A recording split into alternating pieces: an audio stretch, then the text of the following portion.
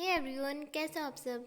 इस वीडियो में हम बात करने वाले हैं राष्ट्रीय पाठ्यचर्या की रूपरेखा 2005। हम बात कर रहे हैं पॉलिसीज़ की। तो इसमें आज हम NCF 2005 को देखेंगे। तो जो हमारी राष्ट्रीय शैक्षिक अनुसंधान एवं प्रशिक्षण परिषद NCERT थी, उसकी कार्यकारिणी ने 14 to 19 जुलाई 2004 की बैठकों में राष्ट्रीय पाठ्यचर्या को अमेंडमेंट करने का निर्णय लिया, संशोधित करने का। और यह निर्णय जो था HRD मिनिस्ट्री, मानव संसाधन विकास मंत्रालय द्वारा लिया गया।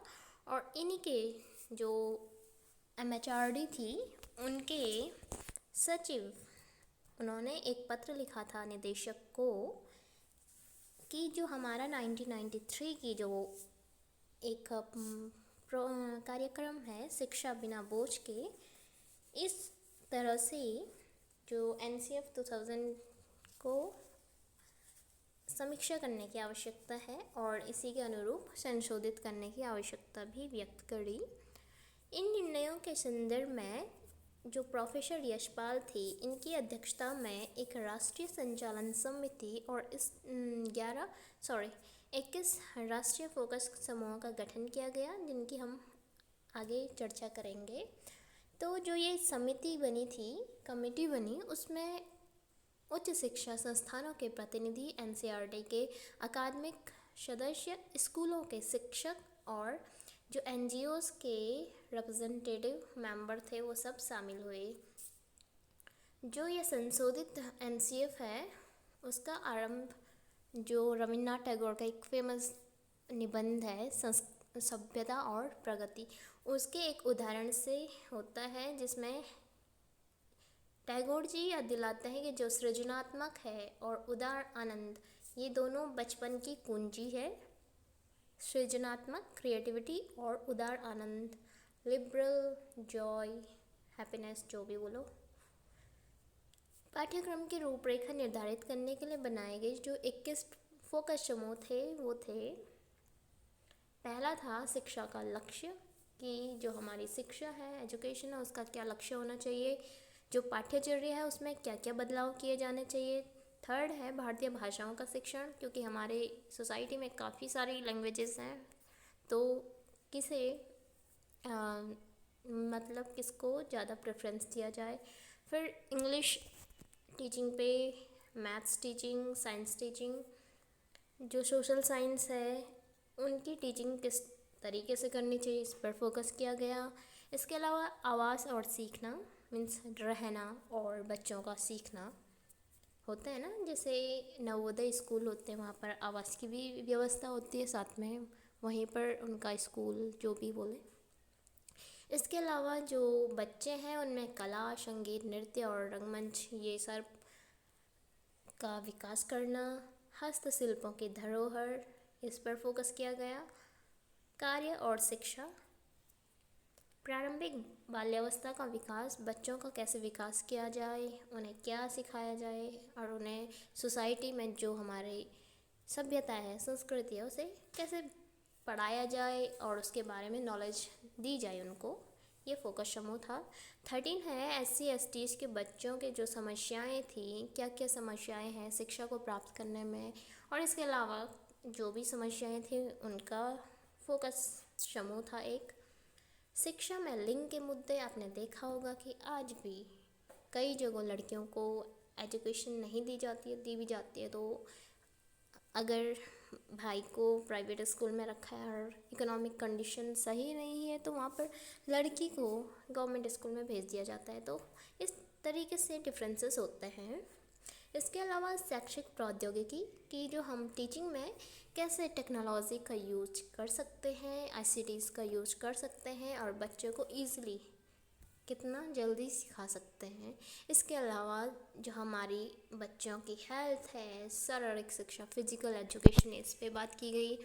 विशेष आवश्यकता वाले बच्चों के शिक्षा, दैट मीन्स जो दिव्यांग बोलते हैं, हैंडीकैप बच्चे, जो डिप्राइव्ड क्लास के बच्चे हैं, जिन्हें स्पेशल प्रिविलेजेस देने की आवश्यकता है, उन बच्चों की एजुकेशन की बात की गई। इसके अलावा शांति के लिए शिक्षा, कि हमारी जो सोसाइटी है वहाँ पे दंगे फसाद ना हो और जो हमारी सोसाइटी है वो ईज़िली शांति के साथ आगे बढ़ती रहे, ठीक है। इसके अलावा जो हमारा पाठ्यचर्या, पाठ्यक्रम और पाठ्य पुस्तकें हैं, ये सब क्या होंगी, कैसे होंगी, इन सब का जो भी निर्धारण किया गया। इसके अलावा जो पाठ्यचर्या है उसके नवीनीकरण के लिए अध्यापक शिक्षा, क्योंकि जो टीचर्स होते हैं उन्हें भी ट्रेनिंग की ज़रूरत होती है ताकि वो भी नए नए इनोवेटिव आइडियाज़ ला सकें और बच्चों को इनोवेटिव तरीके से पढ़ा सकें। एंड द लास्ट वन है शिक्षा सुधार। जो हमारा एजुकेशन है उसमें सुधार की आवश्यकता है। इस रूपरेखा में NCF में, नेशनल करिकुलम फ्रेमवर्क में, कक्षा 1 से 12 तक कब, क्यों, कैसे, क्या पढ़ाना है, क्या सिखाना है बच्चों को, ये सब डिस्कस किया गया और इसकी संपूर्ण योजना प्रस्तुत की गई है कि जो कक्षा 1 से 5 तक होगा, क्लास 1 to 5 होगा, उसमें क्या क्या सब्जेक्ट रखे जाएंगे।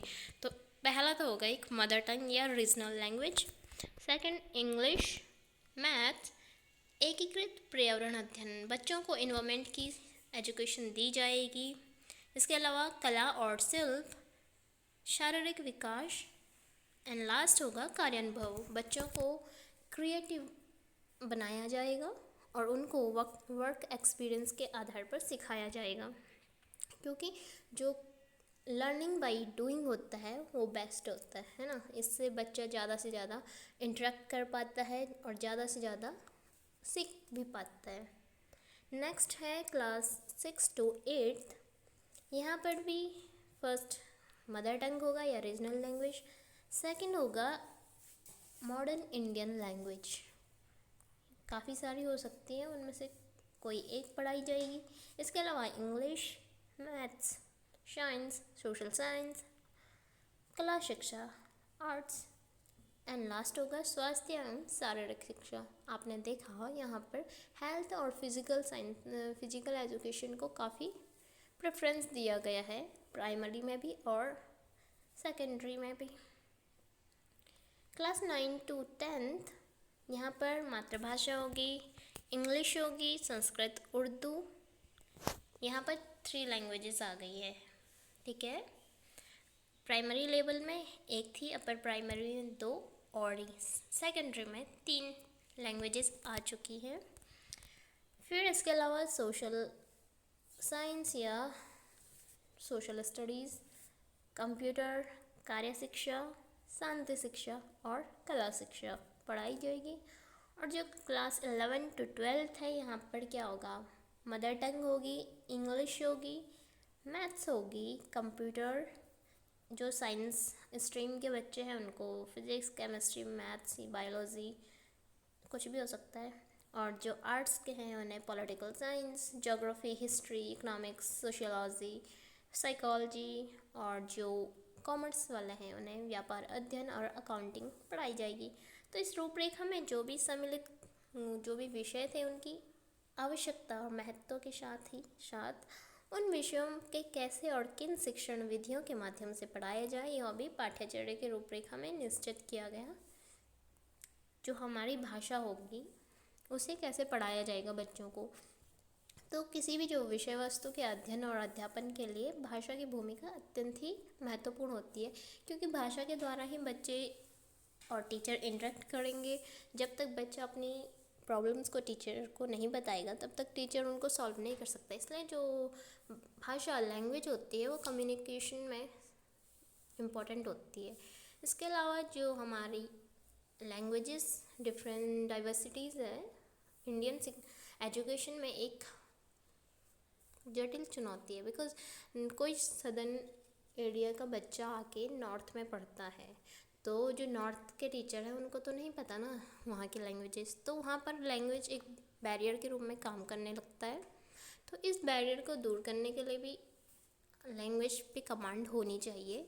जैसे उन बच्चों के लिए इंग्लिश एक मीडियम हो सकता है एजुकेशन का, क्योंकि हिंदी तो वो पढ़ते हैं नहीं, है ना। तो इसलिए जो बाइलिंगुअल या ट्राइलिंगुअल पे फोकस किया जाता है और जो कोठारी कमीशन ने त्रिभाषा सूत्र दिया था उसको भी लागू करने की बात कही गई है। तो यहाँ पर एनसीएफ में भाषा संबंधी लक्ष्य की प्राप्ति के लिए कुछ सुझाव दिए गए, जैसे जो भाषा शिक्षण है बहुभाषिक होना चाहिए।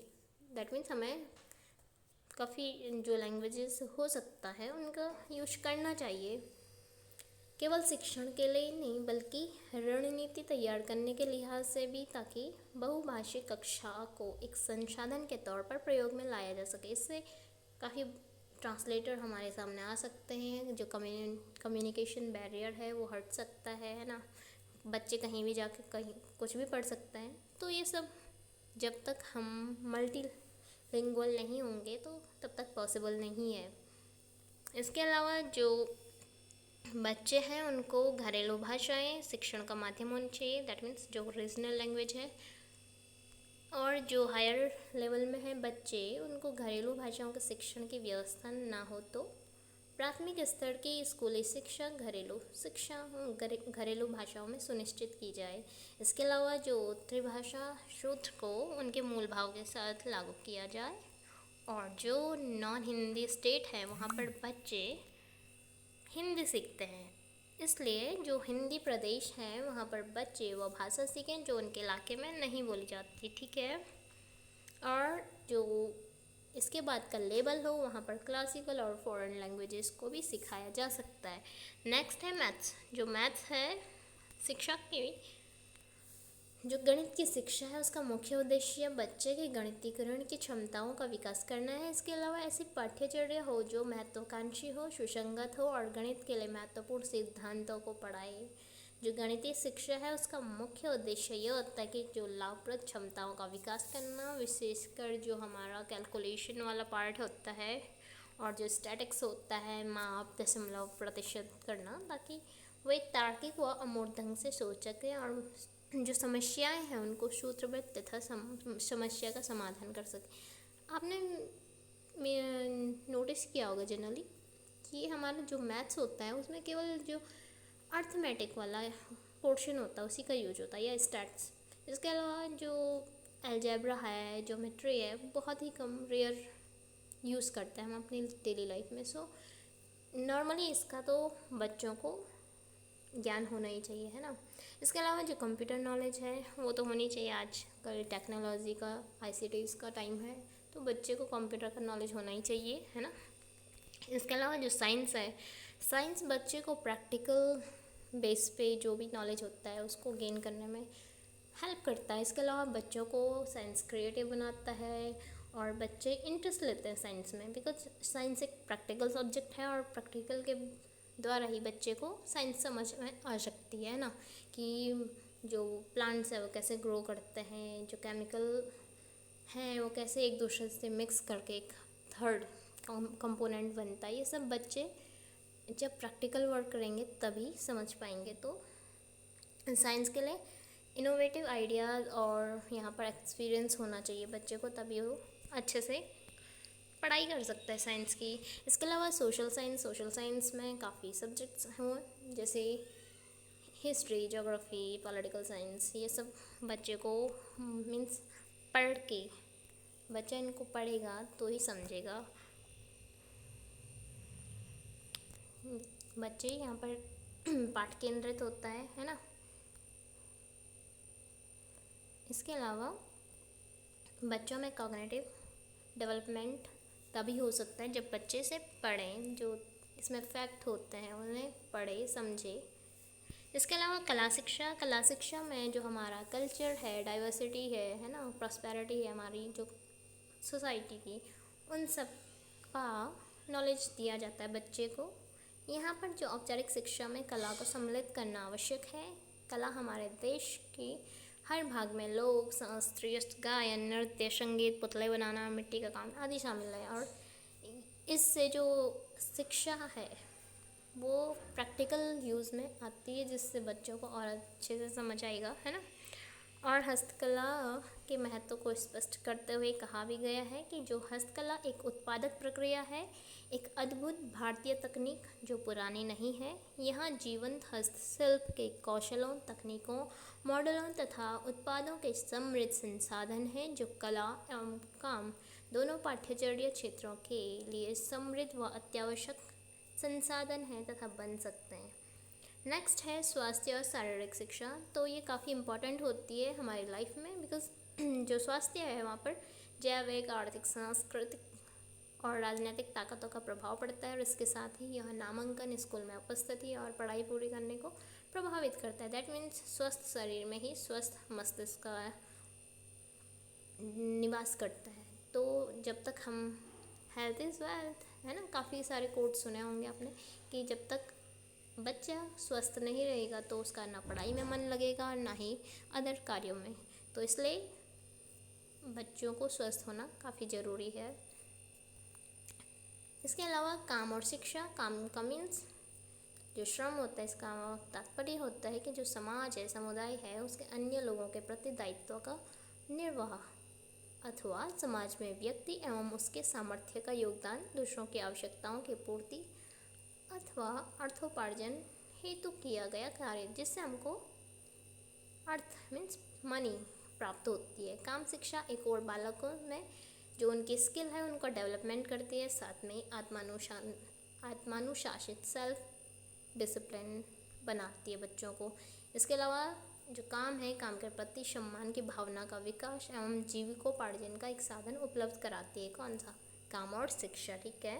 फिर है शांति के लिए। शांति के लिए जो हमारा सोसाइटी है, कभी यहाँ पे कम्युनल वायलेंस हो जाता है, कभी रायोट्स हो जाते हैं, तो इन सब से बचाने के लिए सोसाइटी के लिए तो बच्चों को यहाँ पर हमें एजुकेशन देनी पड़ेगी इन सब मुद्दे को सुलझाने के लिए। तो यहाँ पर एनसीएफ ने कुछ सुझाव दिए हैं कि जो बच्चे हैं उन्हें स्कूल में रीडिंग रूम की स्थापना की जाए ताकि वो शांति संबंधी समाचारों, घटनाओं पर केंद्रित जो भी हमारी बुक्स हैं या न्यूज़पेपर हैं उनको पढ़ सके। इसके अलावा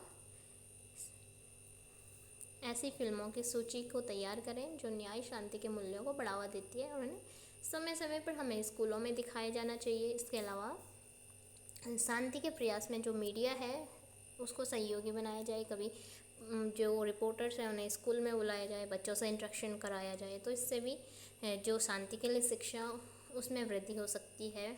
इसके अलावा जो स्कूल में धार्मिक और सांस्कृतिक विविधता के उत्सवों का आयोजन किया जाए, कभी हिंदूज़ का फेस्टिवल मना दिया, कभी मुस्लिम का, कभी क्रिश्चियन का, कभी फारसीज़ का, कभी सिख्स का, तो इस तरह से बच्चे एक दूसरे के जो फेस्टिवल है उनको रिस्पेक्ट करेंगे और वहाँ पे हारमोनी डेवलप हो पाएगी उन बच्चों में। ठीक है। इसके अलावा ऐसे कार्यक्रमों का आयोजन किया जाना चाहिए जिससे महिलाओं के प्रति सम्मान एवं उत्तरदायित्व की भावना का विकास हो। ऐसे ड्रामा कर सकते हैं या थिएटर टाइप का कि जिसमें माँ के रोल को या एज अ वुमेन उसके काफ़ी सारे रोल्स को दिखाया जा सकता है जिससे बच्चे रिस्पेक्ट करें वुमेन की।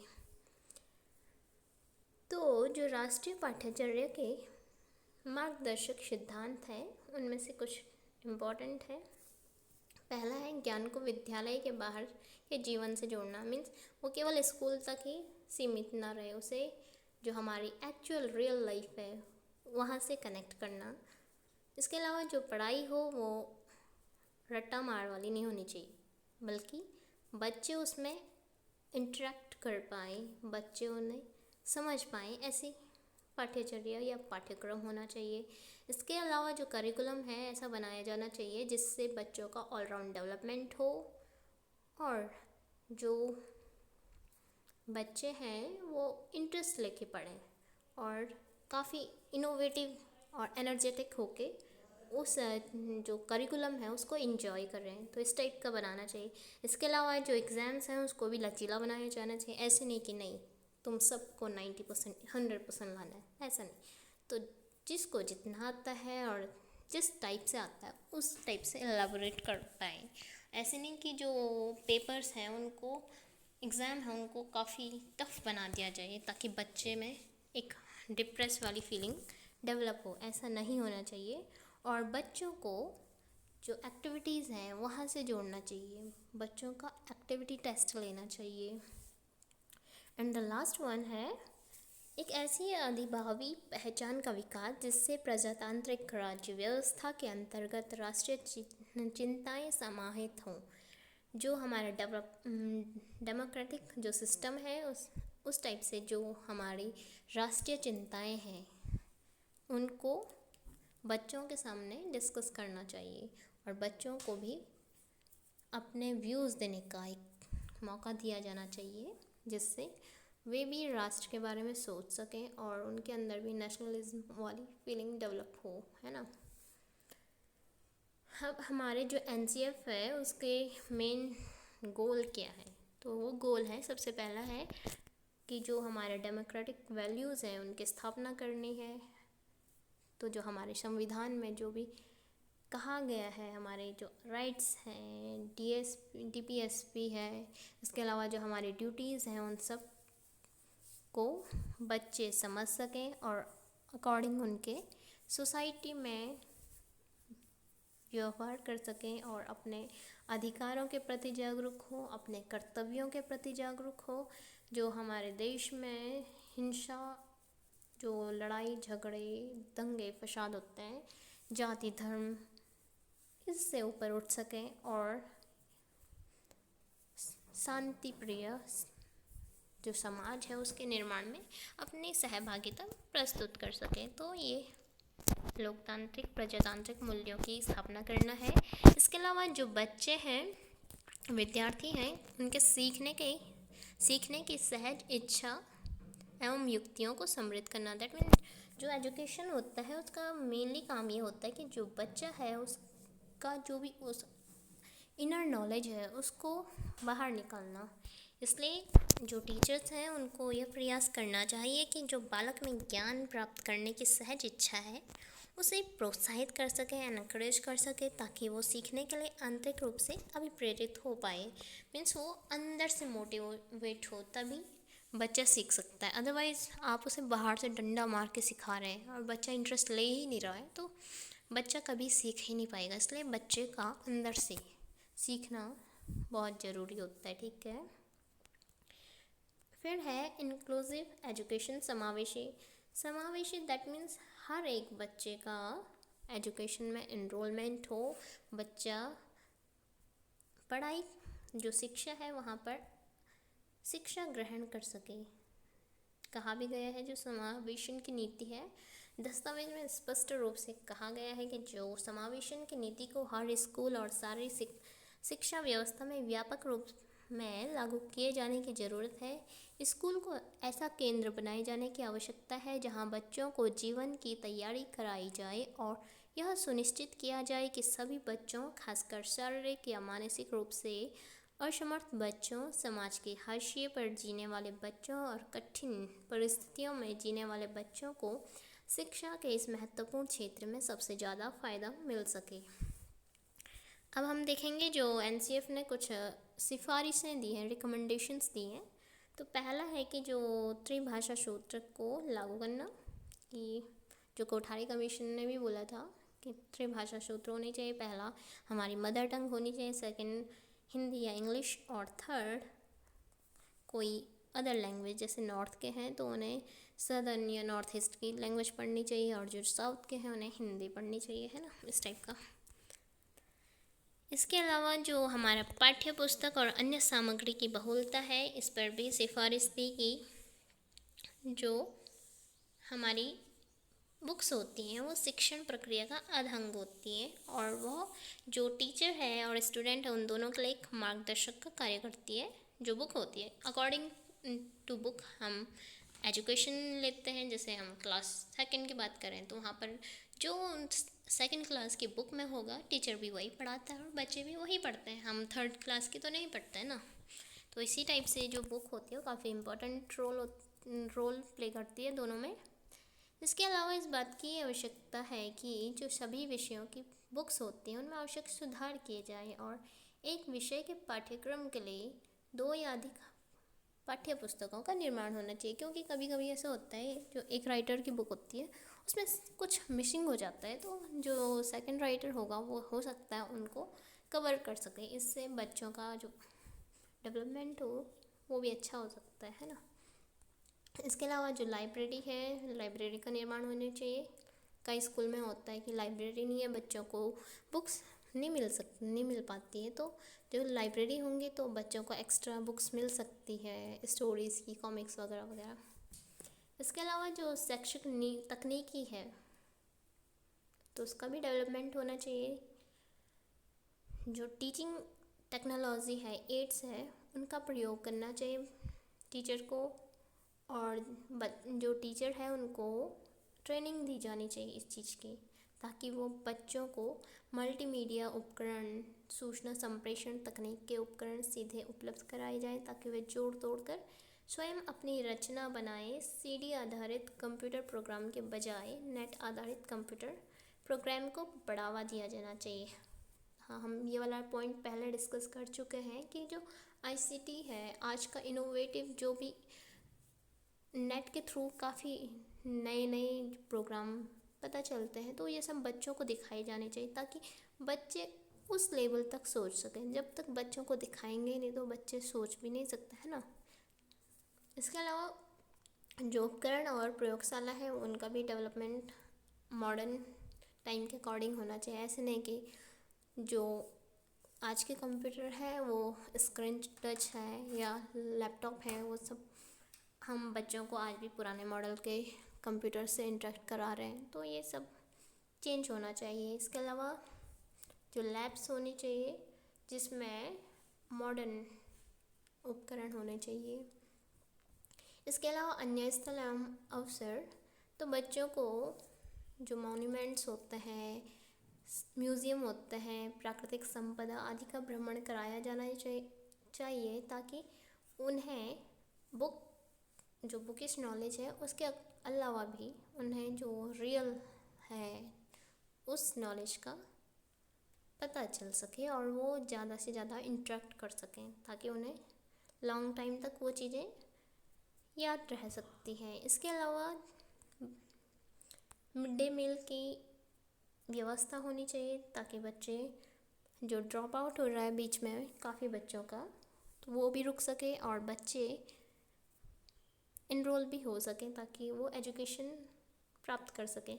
इसके अलावा लचीले पाठ्यक्रम का निर्माण होना चाहिए कि वो स्थानीय आवश्यकता, विद्यालय का समय आदि परिस्थितियों के अनुसार परिवर्तित किया जा सके। ऐसे नहीं कि पूरे देश में एक करिकुलम बना दिया गया है लेकिन अलग अलग जो जगह है उसकी रिक्वायरमेंट के अनुसार वो बदला जाना चाहिए ताकि वो एक रिजिड सा ना बन सके, है ना। इसके अलावा सामाजिक विज्ञान का प्रयोग संवैधानिक लक्ष्यों की पूर्ति के लिए किया जाना चाहिए कि जो हमारा संविधान है उसके जो लक्ष्य गोल्स दिए गए हैं उनको पूरा करें। जैसे जाति, धर्म, लिंग, इन सब से ऊपर उठकर बच्चों का विकास किया जाना चाहिए। और जो हमारा पंचायती राज व्यवस्था है उसको शिक्षा में इंक्लूड किया जाना चाहिए। बच्चों को बताना चाहिए कि जो हमारा 73rd कॉन्स्टिट्यूशन अमेंडमेंट हुआ था उसके आधार पर हमने पंचायती राज व्यवस्था को इंट्रोड्यूस किया, हमारे संविधान में ऐड किया गया, जिससे हमारा 3 टायर सिस्टम या 4 टायर सिस्टम बना, है ना। इसके अलावा जो संशोधन है उसमें 29 विषयों को पंचायती को हस्तांतरित किया गया, जिसमें प्राथमिक और माध्यमिक शिक्षा, वयस्क एवं अनौपचारिक शिक्षा, पुस्तकालय, तकनीकी प्रशिक्षण और व्यावसायिक शिक्षा शामिल है। अतः व्यवस्थागत सुधार के लिए पंचायती व्यवस्था को सुदृढ़ किया जाए ताकि शिक्षा में गुणवत्ता, जवाबदेही तथा सामुदायिक भागीदारी के लिए प्रोत्साहित किया जा सके। इसके अलावा कला को स्थानीय विरासत का संरक्षक बनाया जाए।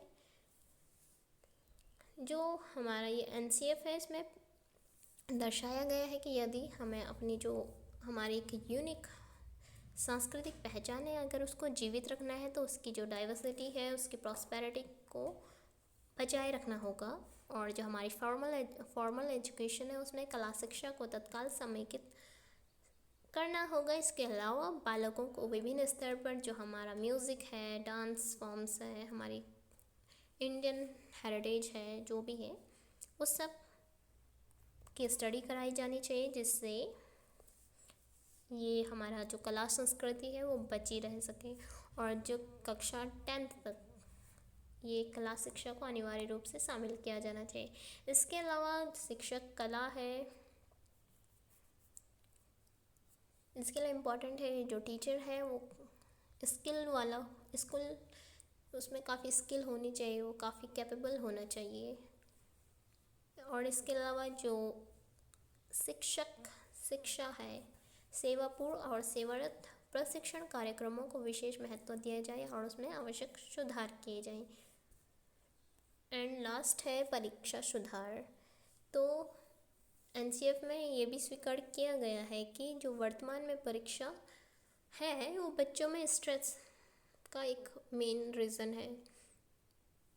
और जो क्लास 10th और 12th की जो बोर्ड परीक्षाएं की जाती हैं और उसके रिज़ल्ट के बाद ये जो टेंशन है वो काफ़ी बढ़ जाता है, बिकॉज़ यहाँ पर जो रिज़ल्ट है वो पब्लिकली अनाउंस होता है। तो और काफ़ी इसको एक अलग, जैसे क्लास 9th का रिज़ल्ट होता है और क्लास 10th का रिज़ल्ट होता है, दोनों को एक अलग दृष्टि से देखा जाता है।